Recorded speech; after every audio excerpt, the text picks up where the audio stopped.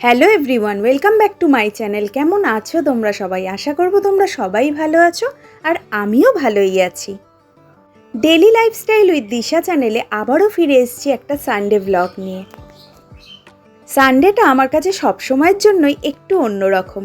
যদিও কাজকর্মের দিক থেকে বলতে গেলে কোনো কিছুই আলাদা না, রেগুলার যেভাবে কাজ করে থাকি, যা যা কাজ ঘরের জন্য করতে হয় সানডেতেও তাই করতে হয়।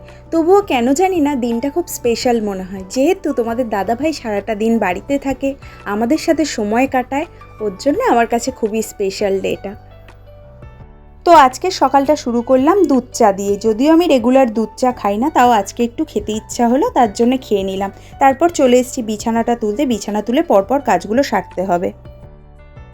তোমাদের দাদাভাই চা খেয়ে চলে গেছে বাজারে, তার মধ্যেই আমি ঘরের কাজকর্মগুলো সেরে টিফিনটা করে নেবো। দেখি আজকে টিফিনে একটু চাউমিন বানাবো, তো ও বাজার থেকে ফিরে আসার আগেই টিফিনটা করে নেবো। তারপর ও কি বাজার আনে দেখি, রান্নাবান্না টুকটুক করে সবটাই করতে হবে। তো চলো ব্লগটা কোনো রকম স্কিপ না করে দেখতে থাকো।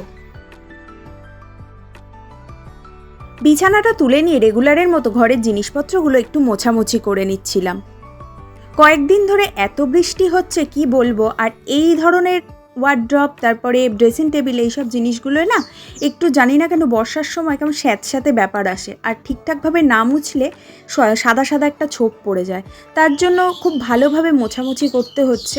এমনিতেই আমি রেগুলার মোছামুছি করি, কিন্তু বর্ষার সময় যেন একবার মুছলে হচ্ছে না, বারবার করে জিনিসগুলোকে মোছামুছি করতে হচ্ছে। আর আমি জানি না কেন ঘরের জিনিসপত্র নোংরা থাকলে না আমার একেবারেই ভালো লাগে না। বৃষ্টি হয় না করে প্রত্যেকেরই মধ্যে একটা আফসোস সৃষ্টি হচ্ছিল যে বর্ষাকাল, বৃষ্টি হচ্ছে না ঠিকঠাকভাবে। এবার 3-4 দিন ধরে এত বৃষ্টি হয়েছে যে চতুর্দিকে জল দাঁড়িয়ে গেছে, আর বাইরে বেরোনোর মতো পরিস্থিতি নেই। তো ভগবানও এখন কনফিউজ হয়ে যায় মানুষের মনের কথা বুঝতে গিয়ে। ঘরের সমস্ত কাজবাজ সেরে আমি চলে এসেছি রান্নাঘরে টিফিনটা বানাতে। এখন বাজে বেলা 10টা। তোমাদের দাদাভাই এখনও আসেনি বাজার থেকে, এক্ষুনি চলে আসবে, ফোন করেছিল। আর ওপরের কাজ নিচের কাজ সব কিছু করতে করতে একটু দেরিই হয়ে গেছে টিফিনটা বানাতে। তো যাই হোক, টিফিনটা করে আগে ওদেরকে খেতে দিয়ে দেবো, তারপর আমি বসাবো রান্না। কারণ আজকে রবিবার, তো তার জন্য সমস্ত কাজবাজ সেরে রান্না করলে আমারই সুবিধা হয়, একটু বেলা হয় রান্না করতে। রান্না করে আমি স্নান দান করে তাড়াতাড়ি তাহলে ওদের খেতেটাও দিয়ে দিতে পারি। আমার সকল বন্ধুদের উদ্দেশ্যে আমি একটা কথা বলি, যে আমি কয়েকদিন যাবৎ ভিডিও ঠিকঠাক আপলোড দিতে পারছি না। হয়তো বা সপ্তাহের মধ্যে 2টো ভিডিও আপলোড দিচ্ছি, কখনো কখনো অনেক রাতে ভিডিও আপলোড দিচ্ছি। খুব খারাপ লাগছে আমার নিজেরই যে সিস্টেমেটিকভাবে ভিডিওটা আপলোড করতে পারছি না। তার কারণ হচ্ছে প্রচণ্ড হারে আমার নেটওয়ার্কের সমস্যা হচ্ছে, যেহেতু আমার 5G নেটওয়ার্ক। তো যাই হোক, এবারে রিচার্জটা যেটা মেরেছি সেটা হচ্ছে যে কমপ্লিট না হয়ে গেলে আমি কিছুই করতে পারবো না। এভাবেই হয়তো আমাকে ভিডিও আপলোড দিতে হবে। তো একটাই কথা বলবো, তোমরা আমার পাশে থেকো। আশা করব ঠিকঠাকভাবে ভিডিও পরবর্তীতে আপলোড দিতেই পারবো। আমার প্রত্যেকটা ভিডিওতে তোমরা প্লিজ একটু কমেন্ট করো। কমেন্ট না করলে আমি বুঝতে পারি না যে তোমাদের আমার ভিডিওগুলো কেমন লাগছে। তোমরা অনেকেই ভিডিও দেখছো কিন্তু কমেন্ট করছো না। আগের ভিডিওগুলোতে কিন্তু তোমরা অনেক কমেন্ট করতে আর বলতে যে দিদি তোমার কথাগুলো ভালো লাগে, তোমার ভিডিও দেখতে ভালো লাগে। তাতে করে না আমি সত্যি কথা বলতে বেশি মোটিভেট হই যে ভিডিও বানানোর জন্য। তো প্লিজ একটু কমেন্ট করো, তাহলে আমি বুঝতে পারবো তোমাদের কেমন লাগছে না লাগছে। তো এখানে তোমাদের দাদাভাই বাজার থেকে চলে এসছে, ইলিশ মাছ আর চিংড়ি মাছ নিয়ে এসছে। আর সবজি টবজি তো আগেই আনা ছিল। কচুরমুখী দিয়ে চিংড়ি মাছ দিয়ে আজকে রান্না করব, আর করব ইলিশ মাছের বেগুন দিয়ে একটু সর্ষে বাটা দিয়ে ঝাল মতন, আর হবে লাল শাক ভাজা। তো চলো পরপর রান্নাগুলো করে নিই। কচুরমুখী দিয়ে চিংড়ি মাছ দিয়ে এই রান্নাটা সত্যি কথা বলতে আমাদের ঘরে প্রত্যেকেই খেতে খুব ভালোবাসে। বিশেষ করে তোমাদের দাদা ভাই আর মেয়ে কিন্তু এটা খুব পছন্দ করে। তোমাদের কার কার ভালো লাগে কচুরমুখী দিয়ে চিংড়ি মাছ দিয়ে অবশ্যই কমেন্ট করে জানিও কিন্তু। আর এই রান্নাটায় আমি বেশিরভাগ সময় আলু দিই না, কিন্তু আজকের একটু আলু দিয়েছি। আর এখানে আমি 4 পিস মাছ রান্না করছি 4 জনের জন্য, আর বাকিটা ফ্রিজে তোলাই রয়েছে। যদি বিকেলে খাই ভেজে নেব একটু। গরম গরম ইলিশ মাছ ভাজা দিয়ে ভাত খেতে কিন্তু খুব ভালো লাগে। তো এবেলায় ঝালের জন্য আমি 4 পিস মাছই নিয়েছি। এমনি দিনে সকাল 9টা সাড়ে 9টার মধ্যে রান্নাবান্না কমপ্লিট হয়ে যায়। রবিবার দিনটা রান্না করতে এতটাই বেলা হয়ে যায়, 1টা 2টো বেজে যায়। তো এত বেলা পর্যন্ত রান্না করতে আমার জানি কেন একদমই ভালো লাগে না। তো কি করা যাবে, কিছু করার নেই। রবিবার দিন বাজার হাট একটু দেরিতে আসে, তার জন্য দেরিই হয়ে যায়।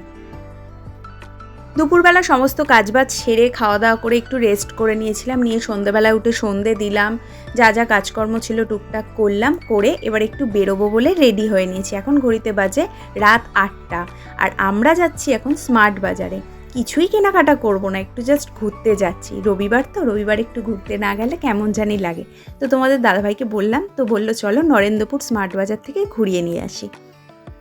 আজকে সকাল থেকে যেহেতু বৃষ্টিটা আর হয়নি, রোদ্দুর দিয়েছিল একটু, তার জন্য রাস্তার জল কিন্তু অনেকটাই নেমে গেছে। তারপর চলে এসেছি আমরা স্মার্ট বাজারে। স্মার্ট বাজারের বাইরেটায় না বিভিন্ন রকমের দোকানপাট বসে, ফুচকা, ভেলপুরি, আইসক্রিম, বিভিন্ন রকম স্ন্যাক্সের দোকান, সব কিছু বেশ ভালো লাগে এখানটা। সন্ধেবেলার টাইমটা কিভাবে যে সময় কেটে যায় বোঝা যায় না। সব সময় যে কিছু কেনাকাটা করতে এইসব জায়গায় আসতে হয় তা কিন্তু নয়, কখনো কখনো ঘুরতে আসতেও ভালো লাগে।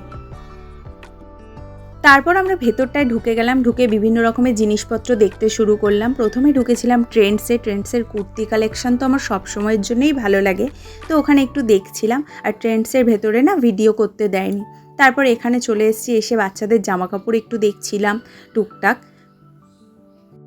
বাচ্চাদের জিনিসের কালেকশন যেন দেখতে বেশি ভালো লাগে, বিশেষ করে মেয়েদের জিনিস। অল্প দামের মধ্যে বিভিন্ন রকমের জিনিস ছিল, বেশ ভালো লাগছিল দেখতে। যদিও শুধুই মাত্র দেখেছি, কিছুই কিনিনি, যেহেতু সামনে পুজো আসছে, কেনাকাটা তখন করতেই হবে, তো এখন আর কিছুই কিনলাম না ওর জন্য। অনেকটা সময় ভেতরে কাটিয়ে তারপর আস্তে আস্তে আমরা বাইরে চলে এলাম। বাইরে যে স্ন্যাক্সের দোকানগুলো আছে সেখান থেকে আমি নিয়ে নিয়েছিলাম একটা হাক্কা নুডলস, আর মেয়ে নিয়েছিল 1 প্লেট বিরিয়ানি। আর তোমাদের দাদাভাই কিছুই খায়নি, কারণ ও বাড়িতে এসে ভাত খাবে, আর ও এই সমস্ত খাবার দাবার খুব একটা পছন্দও করে না। তো যাই হোক, আর বাবারও শরীর সেরকম একটা ভালো নয় বলে এইসব জিনিস বাবা খেতে চায় না। তো বাবার জন্য যাওয়ার সময় একটু রুটি নিয়ে নেবো, বাড়িতে দুধ আছে, দুধ দিয়ে রুটি দিয়ে বাবা রাতে খেয়ে নেবে। জীবনে ভালো থাকার জন্য এরকম ছোট্ট ছোট্ট খুশিই যথেষ্ট। তো আজকের দিনটা তো আমরা এভাবেই কাটালাম। তোমাদের কেমন লাগলো কমেন্ট করে জানিও। তো ফিরে আসবো একটা নতুন ভিডিওর সাথে, ততক্ষণের জন্য তোমরা ভালো থেকো, সুস্থ থেকো, টাটা।